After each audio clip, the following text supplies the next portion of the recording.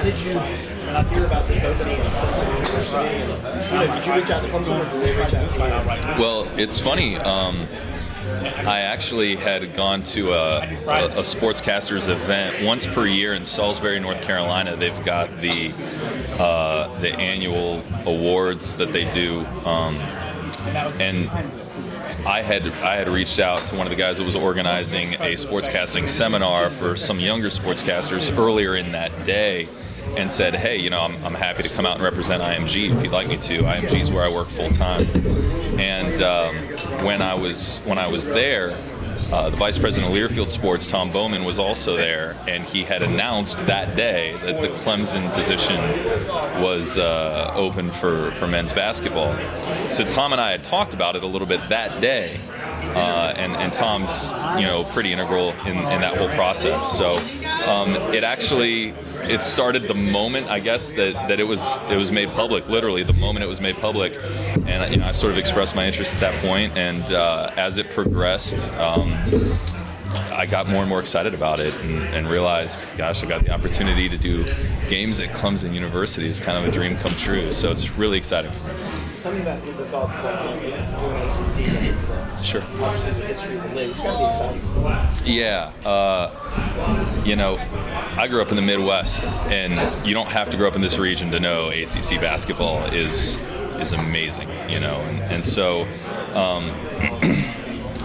the opportunity to not only do games in the ACC, but do it for a program that I really believe is on the rise. I mean, I followed Brad Brownell. I was in Columbus, Ohio, covering Ohio State when he was at Wright State. I'm familiar with him and what he's done, and I mean, I really believe that this isn't just a chance to do ACC basketball. This is a chance to do Clemson basketball, and a program that I think is really going to be competitive for the foreseeable future. So, it's such an exciting opportunity not only to do that, but you've got talented kids like Grantham coming in. You've got a great coaching staff.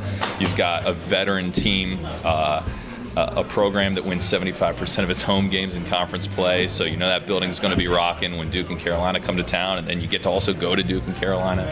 It's just it's something that I've wanted to do ever since I realized I wasn't going to be able to play basketball professionally myself, and this is the kind of opportunity I've really been hoping for. Before this all happened, somebody would say, Clemson, what did you do? How much did you actually know about the school football program, all of that? Well, obviously, it's a basketball program that I hadn't known a whole lot about before I started doing the research, and it's funny, I didn't realize how successful they had been in Littlejohn until I started checking out some of the information and how many times they'd been to the NCAA tournament and stuff. You kind of get wrapped up in your own little world of whatever team you're covering at the time, and so having worked in the Midwest, you're kind of Big Ten centric, and you kind of forget that, oh man, I went to 4 straight tournaments in a row and things like that. So honestly, I'm kind of in a process right now where I'm just soaking all this stuff in like a little kid, reading media guides and remembering, oh yeah, I remember that game, when I was growing up in Columbus watching it or whatever. But I'm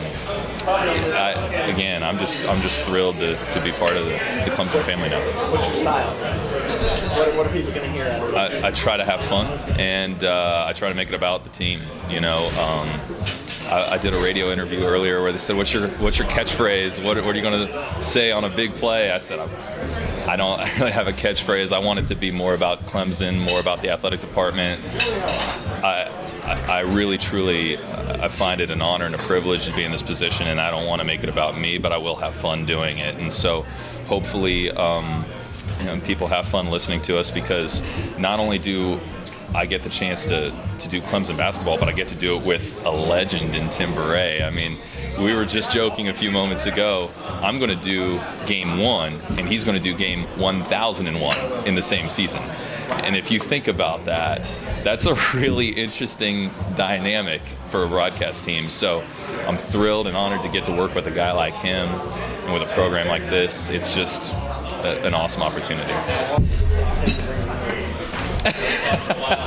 Not long. It's funny. I actually brought it up to him first because part of the work that I do with IMG College is I do the pregame, halftime, and postgame for Notre Dame football on the radio, and so I had one of my colleagues on the Notre Dame broadcast who knew Tim from his days at Notre Dame said, "Hey, tell Bone Beret I said hi." I didn't know that Tim had the nickname Bone Beret, but again, I'm looking forward to working with him, and we're going to have a lot of fun on the road together.